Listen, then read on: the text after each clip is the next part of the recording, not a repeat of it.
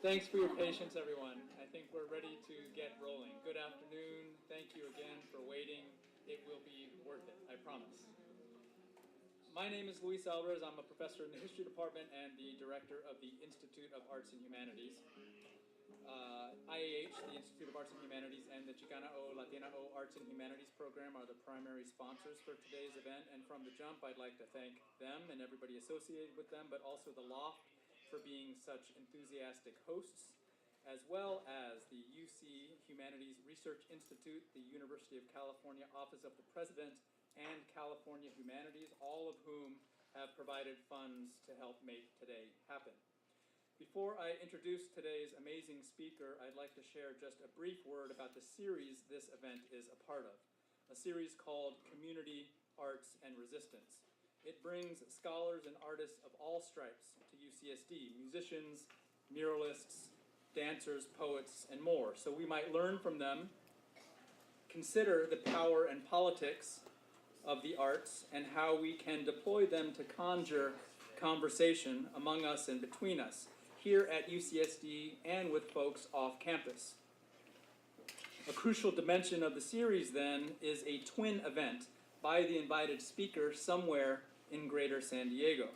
It takes place at a venue or another community space somewhere in the city.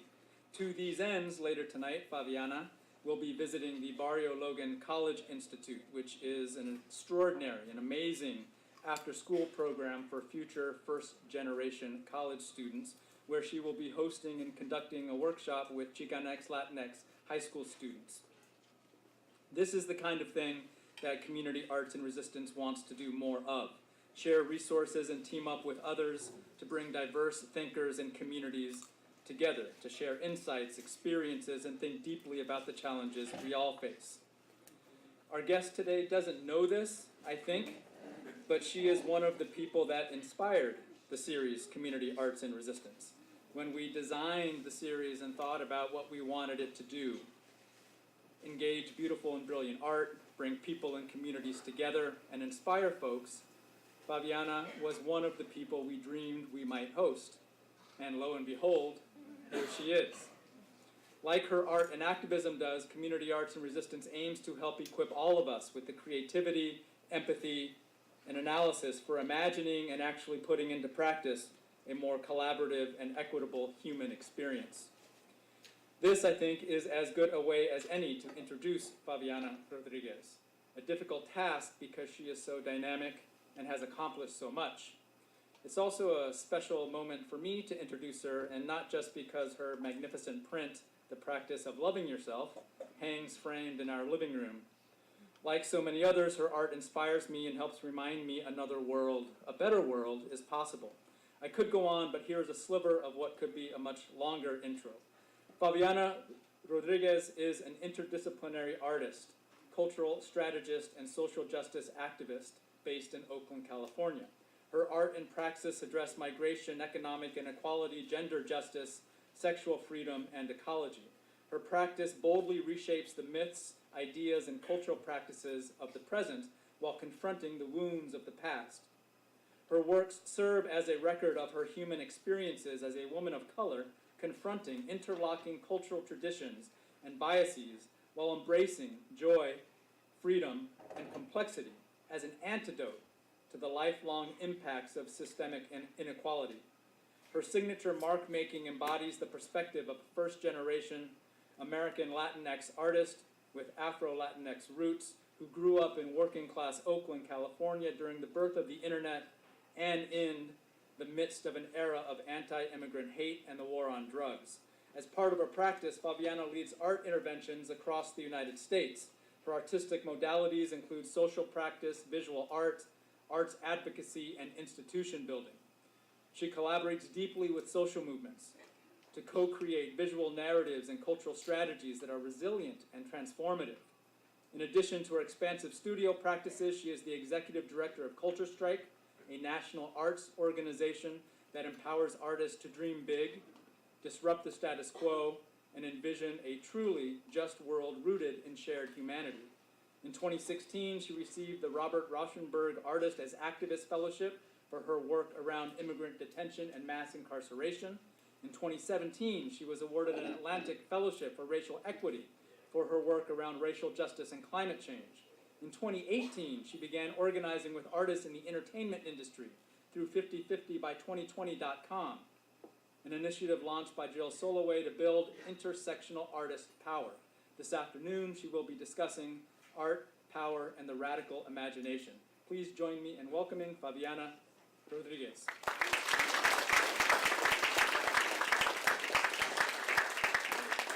Hi, everyone. Let's see. I usually don't stand behind the podium because I'm 5 feet tall and I get lost behind this podium. Thanks so much for welcoming me. It's always a pleasure to be in San Diego.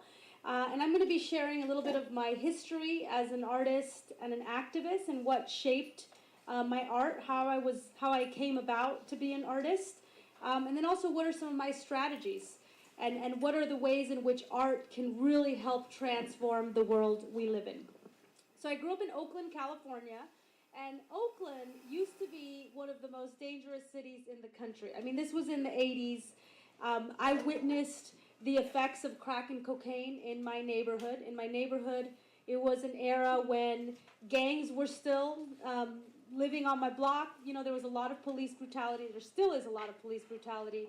But it was overall a very neglected place. And today, Oakland is one of the most expensive places to live in. It's a highly gentrified city. It's lost about 25% of its black people, and Latinos are constantly being pushed out. I am still in Oakland, but that's not the place I grew up in. The Oakland I grew up in was very different. It was the home of the Black Panther Party. And so in my infancy and in my young teen years, I would go through my streets and see a lot of graffiti. And graffiti like this that would say Oakland is proud. And it really shaped in me this desire to see myself reflected in the culture around me. And I was a young artist. I loved to make art, as you can see. And my parents were the first people to really support me in my desire to express myself. They hung my art all over the house. The whole house, actually, the kitchen, every single room of the house had my art because I just loved to put everything up and sort of create my own installations. And for my parents, both of them were immigrants. They were both immigrants from Peru. They did not go to college. I'm the first person in my family to go to college. And they each had to work 2 or 3 jobs to get ahead, including being janitors, selling candy, working at dental offices, just doing what they had to do so that their kids could have an opportunity. And so my parents growing up, they really supported me creatively, but they also were like, it's all about math and science. We came to this country so that you could be an engineer or a doctor. So that was sort of what was set up for me. And it was very hard because I didn't want to do math and science. I wanted to do art. And I was always making art. In fact, I would win all of these local contests. And then my parents would get like $100 coupons to the grocery store. They wouldn't give us money when we were kids. They would give us coupons to go grocery shopping. So my parents loved that I won a lot of awards, and they recognized that I was very talented. But nevertheless, Saturdays I would go to math and science camp for kids of color, and in summers I would go to math and science camp for kids of color, engineering camp. After school I would have a math tutor, and it was just all about making sure that I was the best in my class. That's why my mother stressed this. And my mom was the kind of person who would have to go fight the principal so that they wouldn't put me in ESL. I was ready for AP English. I took a lot of AP classes. I had a 4.2 GPA in high school, but it was only because my mom had to get in people's faces and be like, you are not going to put my daughter in a class that is not for her. And it was interesting because I was the only brown kid in my classroom sometimes of like advanced calculus or AP English. And during recess or lunch, I would see other my peers, like my fellow Latinx folks and black folks who were not in my classroom. And I just felt like, wow, this is really, something's happening here that we're not being treated equally. At the same time, in the 90s is when they started putting police on campus. So I also witnessed how sometimes my brother, if he was in a group of 3 or more people, they would label them as gangs. And I became a young activist because I just felt that there was a lot of unjust things happening on my campus, and I helped create the first Latino club. So I definitely have leadership is very much a part of who I am. And I remember when we had our first Latino celebration and we celebrated Cesar Chavez, we put up posters about Cesar Chavez all throughout my high school, and they all got taken down because they said that it was not appropriate to put up his image. And I'm like, what? This is the 90s, y'all. So I was just like, wow, they are really trying to silence us, but it's almost like I started recognizing that people would get treated differently. At the same time, California, this state, is not, today this state is like leading the country on amazing policies, whether it's policies around climate change or incarceration. But back in the 90s, California was like straight up really backwards. They killed affirmative action. I was the last affirmative action class to enter the UC system. I went to UC Berkeley. They also passed laws like 3 strikes, you're out, which doesn't no longer exist.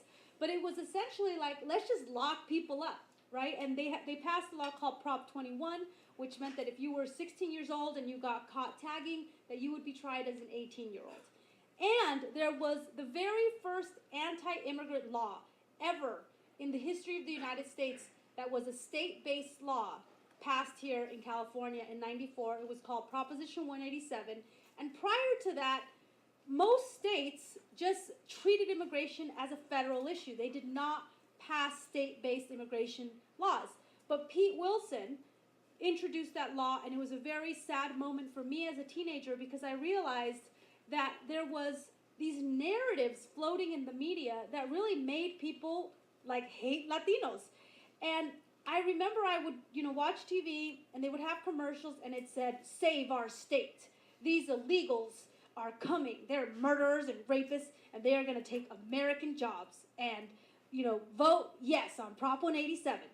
And in my mind I was like, what is these are lies because first of all, we're not murderers and rapists, and now, looking back on that kind of narrative, who's murdering people? It's like white men who are causing terrorism at a global level. You know what I mean? And just when you really think about how these stories are constructed in the media, they're so racist, but they're also just inaccurate. They're not true. Because to also say, there's this narrative about immigrants that says they're lazy and they just come here for the welfare, and they're taking jobs. That's a complete contradiction. How can you be taking jobs and also be lazy and on welfare? That's it. And so as I noticed how these stories got constructed, I realized that I wanted to be in the space of also building stories and helping fight for justice. Because unfortunately, a lot of my friends, when I was growing up, they suffered sexual assault. They suffered from being targeted by the police. There was a lot of issues around addiction. A lot of my friends were killed or they ended up in prison. And it's not because we're like bad people. It's because the system breaks us, and the system does not provide opportunities for young people of color. And it's why it happens from the moment we're kids, as you all see, how sometimes black and brown youth get treated in their own schools, right, by police or even by, people we're supposed to trust. And I witnessed that, and so I felt that it was important for me to use my anger and funnel into something constructive and not to, if it wasn't for my art, I probably would have done other things to numb myself, but art was my way out. And I consider myself as an artist part of a long legacy of artists using social change. Does anyone know what this is? Anyone? This is the Aids Quilt. Thank you. This is the Aids Quilt. The Aids Quilt was a moment in the 80s. We had a president named Reagan, Ronald Reagan, who was just one of the most homophobic, awful people who just denied that AIDS existed and actually got in the way of AIDS research and caused the death of so many gay men. So many queer folks died because the president thought this was a gay disease and he blocked funding for it. And so there came a point, especially around gay communities, where people said, you know what, we're going to take the ashes of our dead loved ones and we're going to throw them at the White House. And we're going to record the stories of all the people who are we losing to AIDS. And HIV back then, y'all, like it was wild. Like they did not know at the time, the research was so inaccurate that people would gay men were being thrown out in like trash bags out of hospitals. Like when they died, they were being quarantined and just completely, it was such an inhumane thing. I encourage you all to really look at the history of what it took to get research towards this, and what it took was artists. It took artists like ACT UP, who would basically barge into these meetings and say, you are going to fund research, and we are going to disrupt you, and we are going to tell our stories. So stories are very powerful, and artists have always been a part of these movements. You know, how did we win on ending apartheid? It was because artists got involved, and artists began to boycott South Africa. Black Panther, Black Power. You know, when we think about cultural movements, right, it's not just about winning the right to vote or ending segregation. It's also a cultural moment. It's Nina Simone, James Baldwin, Langston Hughes. It's what it took to create Black Power. You know, the afros, the black clothes, all of that is a part of an expression of culture. And so for me, it's been so important to really think about who creates culture and how do we create art that reminds us of our potential as human beings, and that also helps us move forward. As an artist, I very much believe that we cannot win on a social justice issue without the arts. I think the arts are a tremendously important thing. I think that culture is power. Culture is something we need to think about, and especially considering who are we seeing in culture? Who do we see in the culture around us? I can tell you that as a Latinx woman, the last time I saw the first time, that I saw a story about a Latina artist was in 1996 when Selena's movie came out. Okay, 1996. Can you tell me in the last 10 years a major film that's been shown at the theaters, not on Netflix, that's like a film in the theaters, where you've had a Latina protagonist in the primary role as the central part of the story? I'm not sure, but I think the movie Frida. That was not 10 years ago. That was more than 10 years ago. 11? Yeah, it was not 10 years. But the reason I actually have a big problem with Frida, because now what's come out is that Salma Hayek, during the making of that, was being completely terrorized by Harvey Weinstein.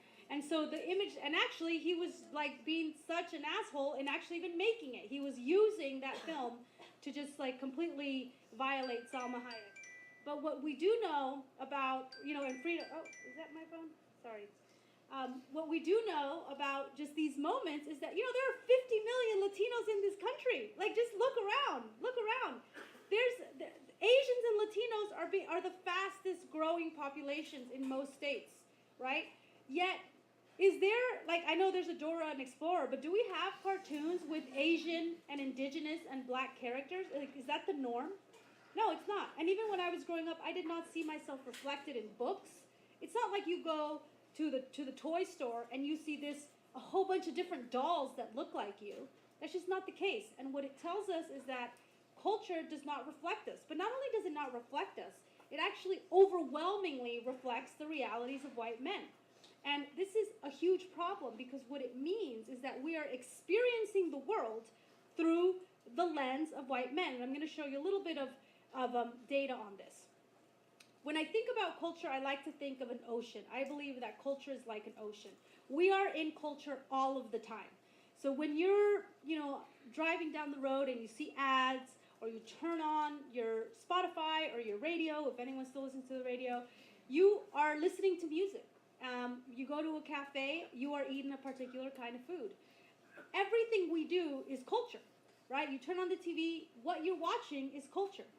So culture is like an ocean, and it's constantly shaping your ideas and your view on the world, right? And so if you live in a culture that is constantly telling you that sexual harassment is just something you got to deal with, it just happens, boys are going to be boys. If you live in that kind of culture, then are we surprised when we actually see how much sexual abuse is a problem? We live in a culture that promotes these really cricket ideas on consent, which basically says, well, boys are just like that. No, that's not true. Boys are raised like that. So culture is what shapes our imaginations. And there are sometimes moments in culture when the tide is so strong that things change. Okay, so when I was growing up, Ellen had not come out on TV yet. Ellen DeGeneres, she was the first gay character on TV who came out in 1997. Okay, so it's been less than 25 years. You guys, there's only been queer characters on TV for 25 years. Can you believe that? What does that mean? This means that before 1997, it's like gay people didn't exist because they were not, you watch TV and everyone was straight. And yet, when Ellen came out in 1997, she was just the first one, and then it was Will and Grace, it was Queer Eye, it was all of these shows. Then you started having shows like Orange is the New Black, The L Word, and now today it's like every show has queer characters. And that's when you begin to see that things have changed, that it's now no longer acceptable to be homophobic. And so we have to think about how can we change culture so that we can change some of the issues that are a problem. So, for example, in today's society, we are now just finally talking about sexual harassment and sexual abuse. It's not that it didn't happen 10 years ago. I mean, it was happening. It's been happening for at least a century. It's been happening for centuries, actually. The abuse and the exploitation of female bodies is something that our grandmothers had to live with.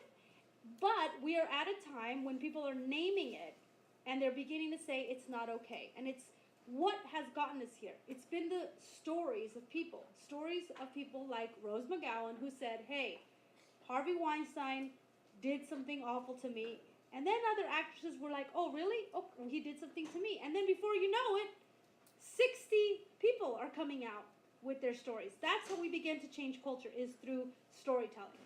And when I talk about culture, what am I talking about? I'm talking about arts, film, music, fashion, DJing, performance, sports, food. All of these things are things that help create the ways that we think. I mean, come on, the sports industry, so much. Why do you think that the NFL is so hard on Colin Kaepernick? Because Colin Kaepernick is changing culture. He is beginning to say in the public dialogue that we live in a racist country, and he refuses to sing the Pledge of Allegiance, and he's going to get on a knee, which has threatened the NFL. Like, just think about this. One person has taken an act of civil disobedience and has threatened an entire industry. But what has the industry revealed to us? That these are like all white owners of black players who actually are suffering concussions and getting significant rates of brain disease. How is this any different than some of these other games in which people from oppressed communities basically have to put themselves at danger while the elites watch them? It's such a broken system. And people like Colin Kaepernick begin to expose that. This is the first time, at least in my lifetime, where I've seen boycotts against the NFL they're starting to get normalized. You know what that means? It means most people are saying, I'm not fucking with football. I'm not doing that. And do we really need to encourage our young men of color to go into a sport where we are enriching these white male owners and literally causing irreparable brain damage? Right? Is that the true cost? When I think about social change, this is some of sort of my theories around why art and culture are so important. Because I'm sure all of you will say, well, of course you love art. I mean, art, we love movies, we love music, all human beings love art. And the reason we love art is because we've been doing art since we were in the cave. We were drawing pictures and playing our drum and telling stories around the fire. It is in our human DNA to be creative. It's how we deal. We are not put on this planet just to work. You're not here to just get your degree and have a job. That's actually a total construct. You are here as a human being to interact with life, with nature, to experience the world, to think about it, to express yourself. That is what being alive is. I mean, we are connected to nature. I don't think nature put us on here so that we could all get our, degrees and make a lot of money. Those are all values that have been constructed in our society. But in reality, we are part of nature, and nature, ultimately, if we didn't have the sun or if we didn't have these beautiful plants and trees making our oxygen for us, we actually completely cannot survive without nature. So when I think about lasting social change, these are the three elements that have to be in place: culture, politics, and economics. Many of you already probably know the political sector, right? So you may have gone to rallies where people say, call your senator or call this particular person and let's try to get them to change this law. So politics is the space where laws change. Laws change at a very, very, very slow pace, okay? And why do they change at a slow pace? Because the majority of Congress is white men who are not trying to give up their power. And also they are stuck to these old narratives. So in politics, change happens extremely, extremely slow. And not just that, it happens in tiny little incremental phases. You think by now we are one of the most powerful countries in the world. You think by now we would have had a solution to climate change. When we realized climate change was a problem in 1979. That's when we realized, oh shit, fossil fuels are going to create a problem. Exxon knew. You know, they knew. Exxon knew that there was going to be a problem with fossil fuels. And they worked very hard to change that narrative and to basically say, we're going to challenge the science. And we're going to say, that's fake science. Climate change is not real. But we all know that climate change is real. Climate change, of course, the earth is getting hotter. You just have to live a few years and you have to see, like, something is going on with the planet. So the world of politics. 1 second, this thing just keeps popping up. Then there's the space of economics, and this is the space of the economic sector. We are right now at a time when there's companies like Nike, and there's all these companies who are saying, I ain't down with Trump agenda, we are not down with that. Even the Tiki Torches people, they were like, we do not connect ourselves to those white supremacies, please stop using our Tiki Torches, right? In the economy right now, companies are being forced to basically be very clear on their values. And then there's a space of culture. And culture actually influences both of these sectors. And I'll give you an example. 2012 Sandy Hook shooting, right? 2012, when you had the atrocious murder of children in their school, and it was something that had not happened before at that scale, and you had parents come out on television and really just share the immense horror and heartbreak, and there was a general shift in American culture. After Sandy Hook, most Americans believed that we needed what they called common sense gun reform, right? People were like, what the fuck? What's happening? Did anything happen in the political sector in 2012? No. And that was when Obama was in office, but nothing changed. The NRA was too powerful. Did anything happen in the economic sector? No. Walmart, Dick's Sporting Goods, they all could have done something. I mean, these gun manufacturers could have done something, but they didn't. In fact, their stocks went up. And when we think about how much influence the NRA has in politics, I want to stress this is exactly what narrative power is like. This is what culture power is, where people just become so attached to an idea, and they create a story around that idea, and that story sticks, right? That's what culture is. That was 2012. 2018, the students in Parkland, Florida. After the shooting on Valentine's Day, the students basically were like, we are taking a hold of this narrative. These students were students in the drama department, and they were journalist students. And they said, you're not going to speak for us, we're going to speak for ourselves. And they, in 2 weeks, they got Walmart and Dick's Sporting Goods to change their gun policies because their stories were so compelling. And because they were able to grab a hold of the narrative. They then created the March for Our Lives, and they were able to unseat NRA-supported candidates. In the last election, the March for Our Lives was extremely successful in pushing out NRA candidates. So what happened here that was different than Sandy Hook? What happened is people led with their stories in a way that was just very authentic and just like straight up controlling the narrative. And this is what needs to happen, is that people who are affected by an issue need to be telling their stories. This is why when we hear the story of Trayvon Martin or Oscar Grant or Sandra Bland, it's important for us to hear it and to hear the pain, but also to be transformed by it, to understand emotionally, because as human beings, you know, neuroscience tells us that we retain more information through our emotions than through our rational brain. So I can tell you all the data on police killings. I could tell you that I believe it's every every 28 hours, there's a black person killed by the police. I could tell you all that data. Or you could hear from Trayvon Martin's mother, and she could tell you about the pain of losing her son because of these stand your ground laws in Florida. So stories are extremely compelling, and culture can move these sectors because it can shame them, and it can also begin to say, you know what, politicians, y'all are not keeping up with the reality of where culture is at. Culture moves very fast, and I can tell you culture moves 10 to 15 years faster. So, an example of that. Me Too, right? Me Too. Tarana Burke, who created the hashtag Me Too, she came up with that term years ago. But Alyssa Milano, the actress Alyssa Milano, in October of 2017, put it on a tweet, and she has millions of followers. So all of a sudden, people are sharing their Me Too stories. By January 2018, you had the creation of Time's Up.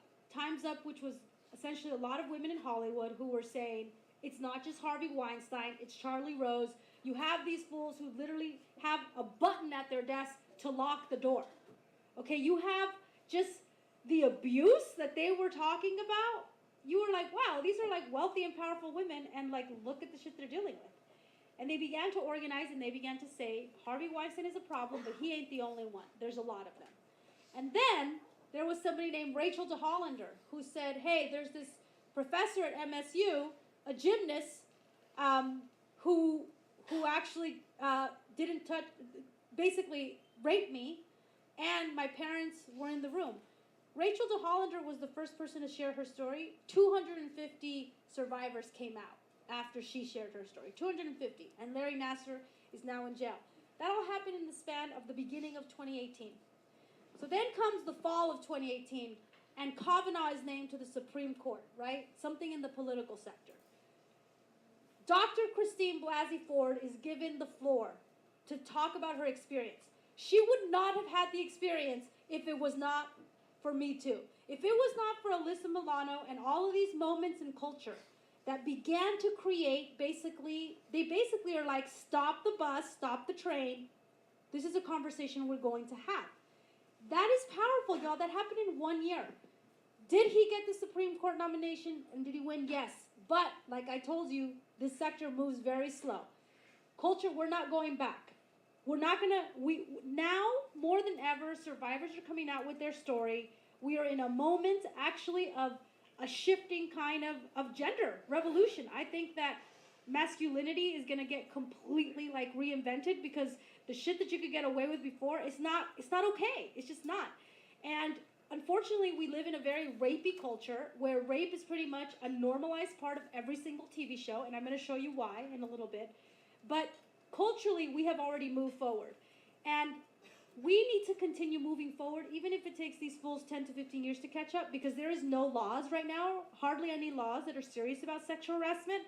And the truth is that, unfortunately, a lot of rape victims do not see justice. Because don't even get me started on the problems at the university level, right? How sexual assault at the university level is just, I get very upset about it, because I'm like, these are places where people are paying to go to school. And if 1 in 5 women are getting sexually assaulted at a university and it's being covered up, what does that say about the kind of academic culture we're creating? The other thing about art, thank you. The other thing about art is that art allows you to think about the big ideas and the world that you want to see. And so often in a lot of our social justice work, we're about the no, right? We're about saying, I'm against this. I'm against sexual assault. I'm against. What does that say about? What is that? It's something's playing back. I think my voice is playing back. The other thing about art is that. Okay. Is it? I think it's coming out of your computer. Oh, it's coming out of the speakers. Oh, okay. Okay, let's see. All right. Oh my God, I'm so weird. I was like, is there like an alien in my brain?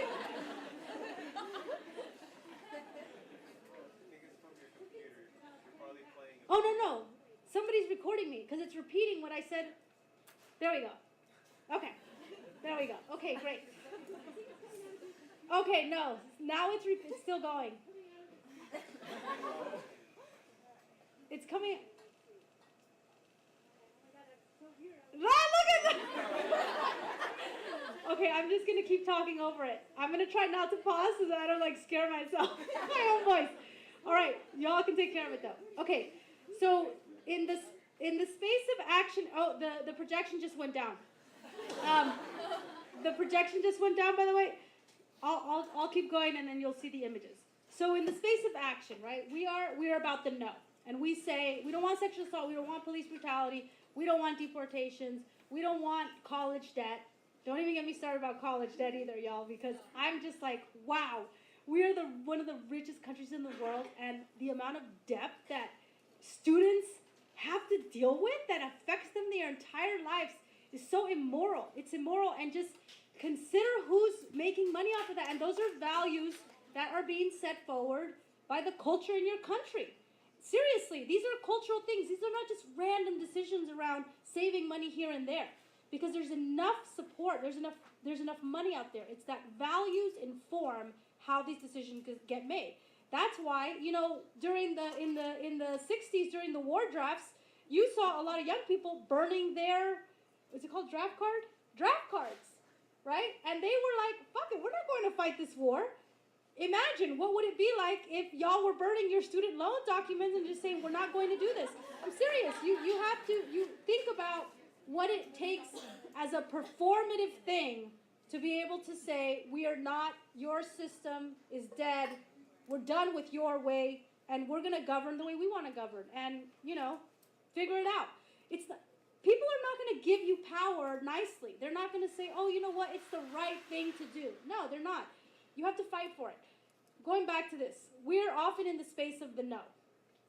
And we're hardly in the space of the yes. So, of course I am against rape. Of course I am against sexual assault.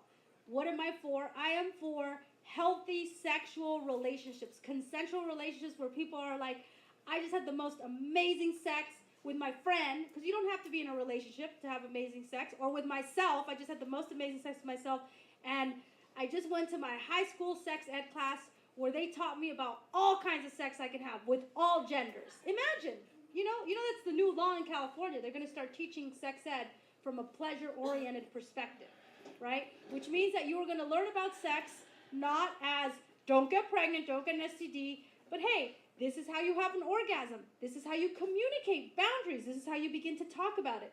So we need to move into the space of the yes. We need to think about what is the world you want and how do you visualize that? Because that is what conservatives do. They say, this is the world we want, this is how we're going to do it, and we're going to lead with our values, and those things are going to seep into culture. And then before you know it, it becomes acceptable to lock up families. What happened to their whole family value stuff? It's like they're anti-choice, right? They're like, oh no, don't kill babies. But then they're like separating babies. It's just so it's such a fake construction of a narrative. So I encourage you to think about, what does your yes look like? Like, if you don't want police, I don't want police in my neighborhood. How do I want to have a system where people can have second chances? I honestly do not believe that punishing people and putting them in a cage is going to change them. It's actually going to make them sicker. I don't believe that incarceration helps anyone, right? But then how can I create the stories of the future of the yes? And when we create the stories of the yes, we can have a tremendous impact. And an example of that is Black Panther. Okay, Black Panther, nobody before had seen Wakanda. And Wakanda was neither pre-colonial nor post-colonial. There had just not been colonization. Like, white people never got to Wakanda. They never touched Wakanda. Do we even know if there's a place like that in the world? No, seriously. No, colonization is fucking everywhere. But I love that in a fictitious place, there is Wakanda, right? That's beautiful to me, because that means that the next artist is going to say, yo, Wakanda's right here, I'm about to go right here. I'm going to keep doing it better and bigger. And we need more Wakandas. Just like, I would love to see like a romantic comedy that has queer and trans people in it. I would love to see movies where there's no gender. I am just so over gender. I'm so over these stupid gender roles. And I wish that I could, watch stuff that wasn't so gender heavy, but it doesn't exist yet. And so when I think about what I want to make as an artist, I'm always thinking about what does my yes look like, feel like, and how do I manifest it.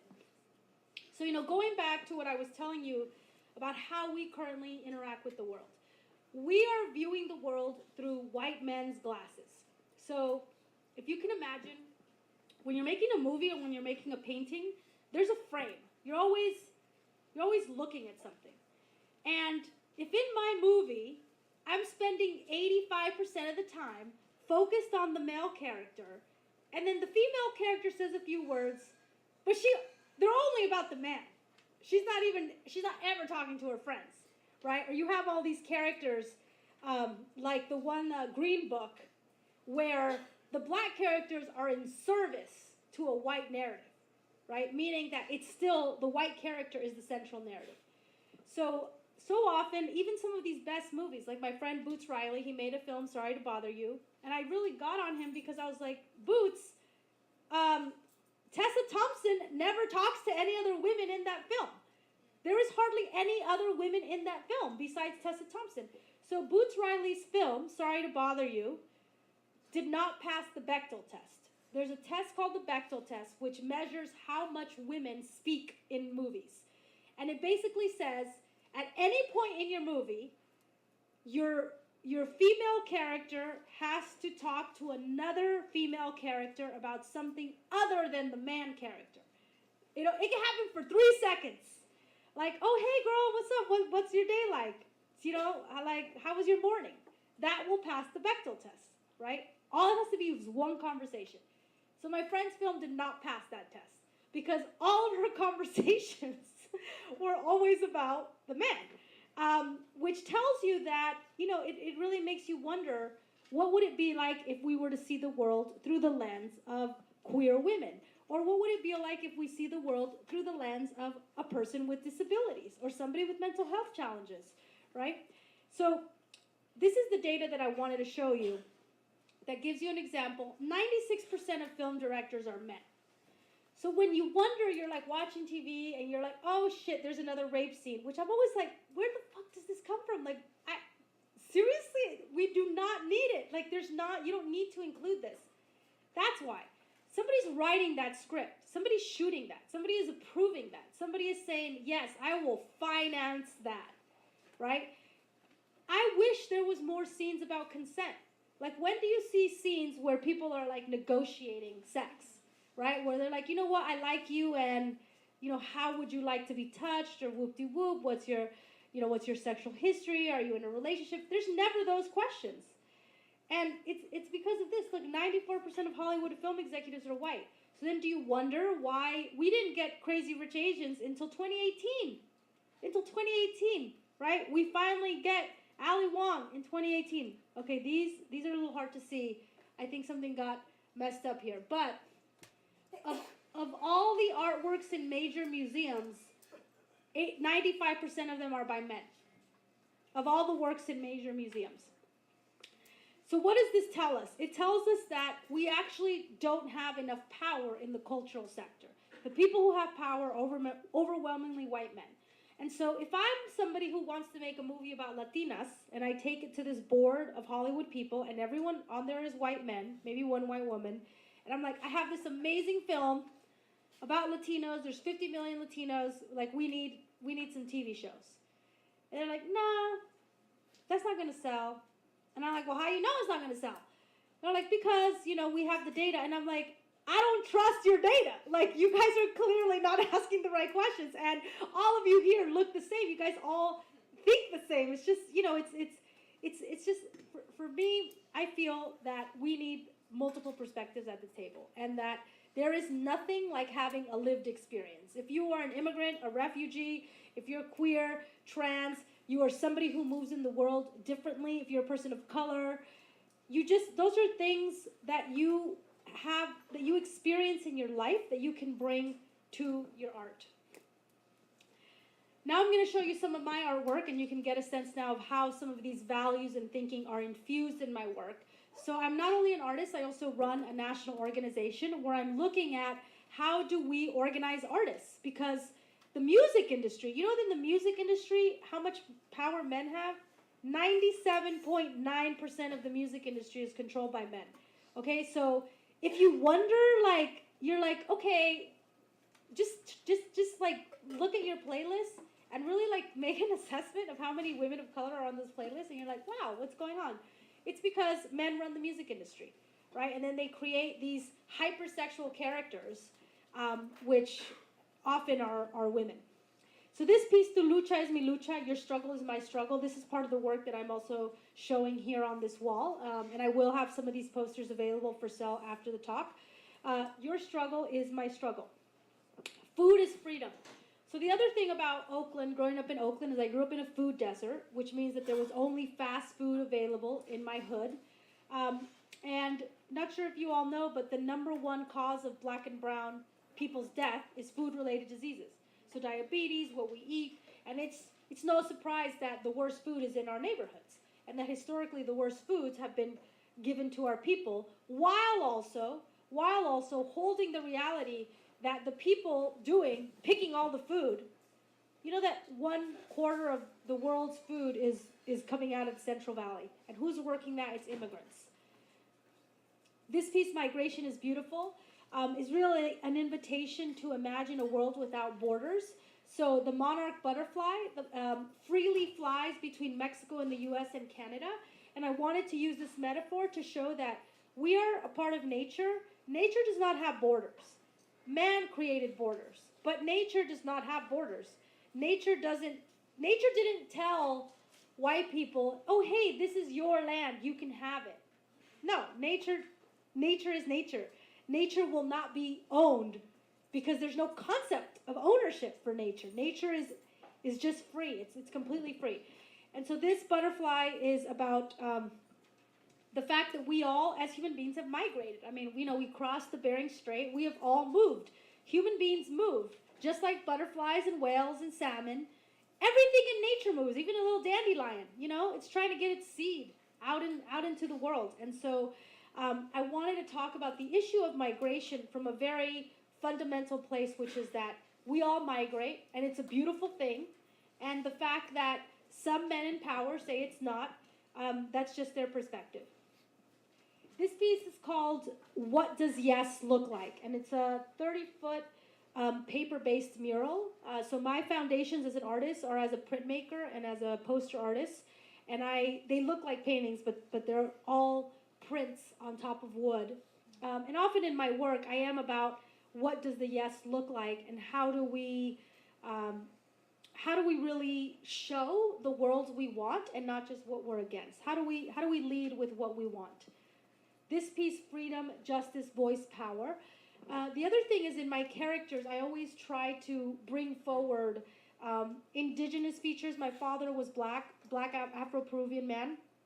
And I always felt that when we talk about Latinx people, when you turn on Univision or Televisa, there's like no dark-skinned people on there. And I'm just like, what the fuck? It's such a whitewashing.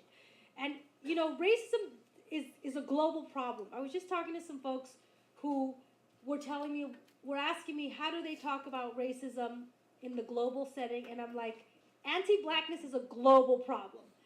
Wherever you go, the darkest skinned people are at the bottom and the lightest skinned people are at the top. And there's always an aspiration to be light skinned. And so in my art, I always try to show features and facial features especially as a way to sort of pay homage to my even diverse history. So I'll let you read this for a second.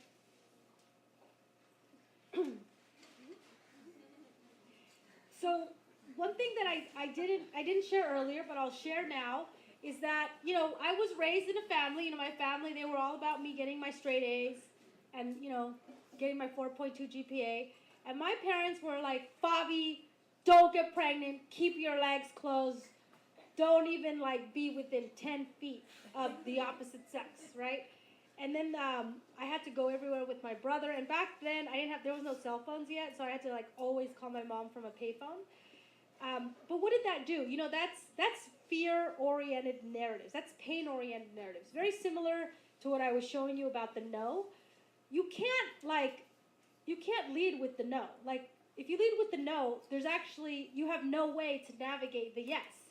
And what ended up happening is that I did not have tools around how to navigate the sex that I wanted to have. And so I started having sex at a very young age, at 13, and I just really didn't know what I was doing.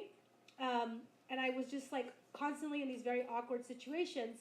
I did end up figuring it out like 10 years later, but college was a very hard time for me because I was just like, whoa, I'm not living at home anymore, so I didn't have to like hide. And I was in a co-ed Chicano dorm, which means like I was with all like the woke ass brown people. I was like, whoa.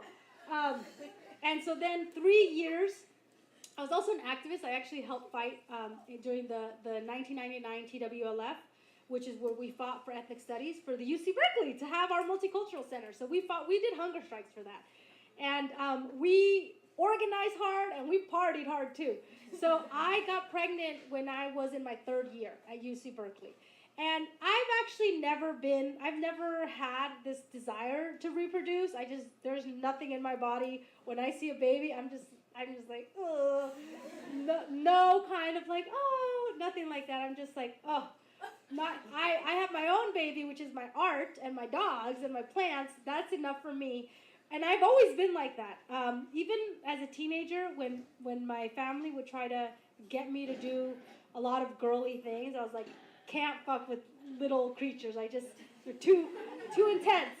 So when I got pregnant, I knew I did not want to move forward with the pregnancy. And I told my partner at the time, who I was dating, and who I thought I was totally in love with, and I thought he was in love with me, and he disappeared. I never saw him again. And not only does this reveal that I completely did not know how to choose people, right? Like, thanks, Mom and Dad. Like, this is what happens, is that I had no tools to even know what a good relationship is. Because these are things that you should start learning as soon as you hit puberty. You know what I mean? Like, what is respectful? How do you talk about your boundaries? All that. None of that existed for me. So I ended up getting my abortion on my own. I went to Planned Parenthood here in Los Angeles, in East LA actually, and I did not tell anyone for 10 years. So I got my abortion in 2001, and I did not come out about my abortion until 2011. And the reason I came out about my abortion is because in 2011, there were over 1,000 pieces of anti-choice legislation introduced in this country. And I was like, you know what? I had a safe and accessible abortion. That was, for me to have control over my own body is a human right. Like, if I don't want to reproduce, I need to be able to easily go to a doctor and easily get a procedure. Like, that is just a right that we all have. And so when this right started getting eroded, I was like, I have to share my story. I have to be honest about the fact that I've had an abortion. I've actually had 2 abortions, and that this is my right. And it doesn't need to be a sad story. It could just be like, I didn't want to have a baby. It doesn't be like, oh, I already have 3 babies. I don't want to have a 4th one. And I noticed that a lot of what people would ask me is they would ask me, oh, do you regret it? I'm so sorry. And I'm like, no, actually, I am very happy that I had an abortion. I'm happy I live in a state. And I was a very sexually active person. I was actually even called a slut all throughout high school. I was slut shamed. And I felt that the conversation on sex is always so binary. It's so limiting. It's like, we're either talking about abortion, which, of course, people don't. I did not want to have an abortion, but maybe I should have gotten some better sex ed. So I blame my upbringing, and also, hey, I went to a school that actually never taught me anything about reproductive, autonomy. And then what I started doing is I started doing artwork that was about pussy power. And I did this artwork because I felt also, the other thing that I experienced, of course, which I think a lot of people experience, is just like, it's like, women's bodies are so often, we are taught to hate ourselves because of how we look, or just, how we've been socialized. And I do want to also say, not all women have pussies, and not everyone with a pussy identifies as a woman, but I created this artwork in order to really just celebrate sexual pleasure and sexual joy. This piece is called Pussy Galactica. And as a way to also say, we need to not just talk about what we don't want, but how do we also get tools and straight up like just some like, manuals on how to do things right. Because unfortunately, not until last year did we pass something called comprehensive sex ed. So I'll close it out with just some of these images. I just turned 40 last year, and I consider myself that I'm always in a place of healing. I feel like that my upbringing, I'm so glad that I got to have the opportunity to go to college. I actually ended up dropping out of college because I needed to be an artist. And I was dying in the math and science department. I was like, I can't do this. So I just dropped out. I taught myself how to code. I built my own web company in 2000 when the market was booming. And I became an artist. And now I ended up getting in 2016 an honorary PhD for an artist. So I went from dropout to PhD for my work, which I thought, it's something I'm very proud of. But I'm still unlearning the things that I was taught. And one of those things was my parents were never around. They were always working. So I have issues. I have issues around my emotional stuff. I'm now finally talking to my mom. I'm like, Mom, why did you have to work 3 jobs? Because there's a cost to that, because I never saw you. And I'm also unlearning all the years of shaming, of body shaming and a lack of sex education. And my healing strategies, I don't know if any of you follow me on Instagram. I love plants. I feel like that plants are something I can take care of. That is not a human, but it's a plant. And just that my art for me is a space of healing, because I can express myself, I can share my story, and I encourage all of you to really think about what is your place of healing and how can you begin to share your story, because we need to hear your stories. The more stigma and shame are in the way of our progress, right? Stigma and shame just means that you have to hold on to something by yourself. When you share your story, you realize that there's so many other people who have experienced what you have experienced. So with that, I will close it out. This is where you can find me on the internet. Thank you so much for being an amazingly attentive audience. And we can open it up to a few questions before, I will be selling some posters in a little bit, but if anyone has some questions, maybe we could take 2 or 3 questions. Thank you so much.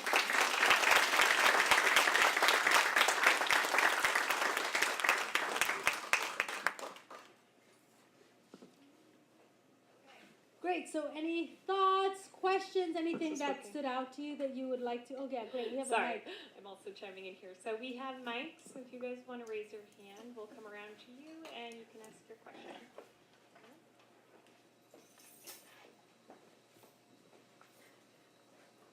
Hi, I just have a question about your art in general. So you said you're a paper artist who also does poster work. Do you do it on paper first and then put it into the computer, or how does that process work? I use my iPad, or I also draw a lot, because since I'm on the computer so much, I'm just like, oh my God, I can't look at another screen. I need to look at something that's not a bright blue light. So often I'm drawing, and then I scan my drawings, and then I mess with them in Illustrator. And I also do my textures. These are all handmade paper textures that I do in the etching press. And then I scan those so that I have my color vocabulary. Yes, in the back. Hello. Okay. Oh, it says it's on. Oh, great. Hi. I don't have a question yet, but I'm going to start talking, and we're going to figure it out together. Go for it. Okay, so my name's Asata. I am a master's in fine arts here at UCSC. I'm getting my degree in acting. And so I've been acting since I was 10, and I'm really good at it. But I'm also a Black woman who knows that I have to create change, tell a narrative around me, and I'm not quite sure, and I'm a healer. And I'm just not quite sure how I'm going to do it all. Especially in a system where I am an actor and narratives are given to me. And I know that I should probably start writing, and I'm scared, and all these things and that. And I'm just wondering, as an artist, you don't really know where your life is going to take you. And about that journey, any advice about that journey towards the unknown? Yes. So first, I think this is actually great advice for everyone. So first is that it's really important to have like a North Star, right? And you already said it, which is you're an actor and you want to tell your stories, right? You're gonna find a way around that. I knew I wanted to be an artist, and despite all the barriers, some of them which were out of my control, I could not control that I had two parents who were just, they wouldn't let me take an art class. They were just like, nope, math, science. They looked at all the stuff I took in high school, and they were like college bound, and so I couldn't control that. But there were things I could control that once I realized that I could control, I made a decision. And I always knew that my pathway was to be an artist, even if a lot of people disagreed with me. I think that you have to understand there are so many ways to reach your North Star. It's not a linear way. It's like this. Especially if you're a person of color, especially if you're a woman of color, or you are from a marginalized community, if you're dealing with mental health challenges, if you are poor, working class, if you're somebody with a disability, you have to know there's going to be a lot of barriers. But knowing that and those barriers are not your fault. Those are systemic barriers that have been placed there, and it requires creativity on how you navigate that, knowing that it's not that you're not good, it's not that you're not intelligent, it's that there have been no pathways. You have to straight up make your own pathway.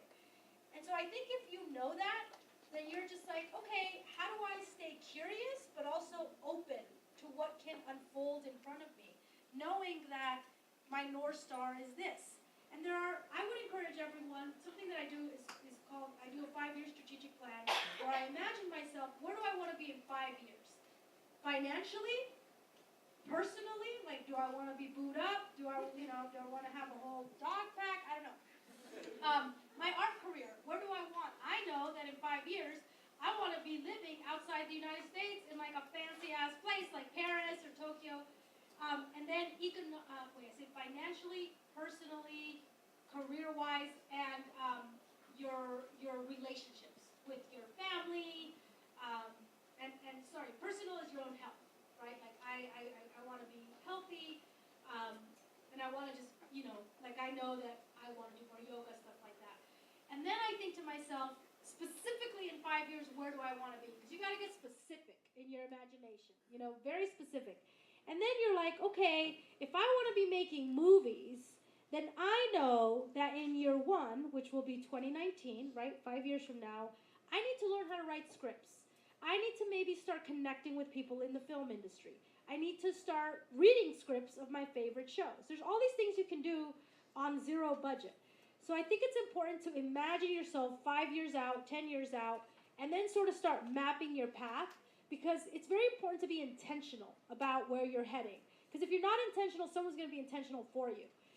And so when you're intentional, you're like, okay, cool. And then opportunities begin to open up themselves to you. And you're like, does this align with me or not? Or am I curious enough about it that I'm going to sort of follow it? I think you're actually, you are getting your master's at a very critical time, which is there's a black renaissance happening in television and film. And it's only going to get bigger. So I think your intuition around learning how to write scripts is right on. I think there's plenty of books you can order online and start doing that. But also, as an actor, you can do some stuff. As a producer, as a head of your own media company, you can do a lot more. So really thinking about what kind of power do I want to have? Like, do I want to be subjected to working with some folks who are just going to, put me down and not recognize me? Or do I want to have my own shit? Make my own, be an entrepreneur. I think those are important questions to ask yourself. And I think knowing that because of systemic racism, you're going to have barriers that other people don't have.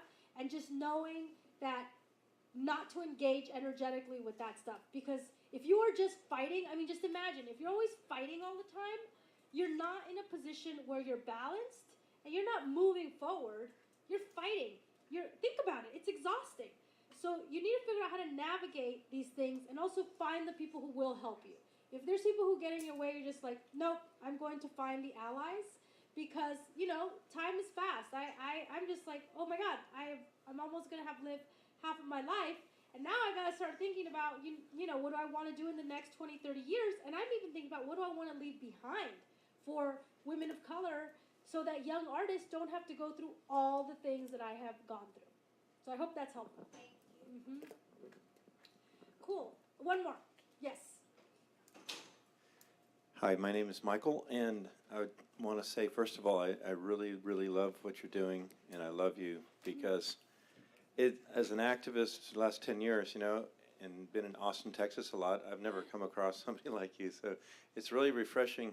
And I was just wanted to make a suggestion that you channel your art into the peace movement or like nuclear themes or memes. Oh, and, yeah. And because I think that would be just so incredibly powerful, and it's so needed today. Because when you took a look at the patriarchy and this I know. It's- hierarchy of military that just keeps pushing that, you know, we have to have nuclear weapons. We have to have. Why are we so still? patriarchal. Yeah. Why are we still against China? I don't hate anybody in China. I don't hate anybody in Russia. But we got this from the very top. We've got this antagonism, and we got to It break. is. We got to break that. Totally, and it's straight up like men measuring themselves up to other men, and like who has the bigger weapons. It's just so fucked up because I actually made a poster that says "Make out, not war," because when you really look at who suffers the impacts of war, it's women and children, and who gets rich off of it is overwhelmingly men. So yes, I do. I was very active during the Iraq War, and just there's so many issues to do. But thank you for your feedback. Okay, so we are going to wrap because I am going to be heading to Barrio Logan. So I'm going to be here for another like 20 minutes. And then I'm going to be in the back. I am selling these posters, large ones and small ones. So you can find me in the back. And thank you so much.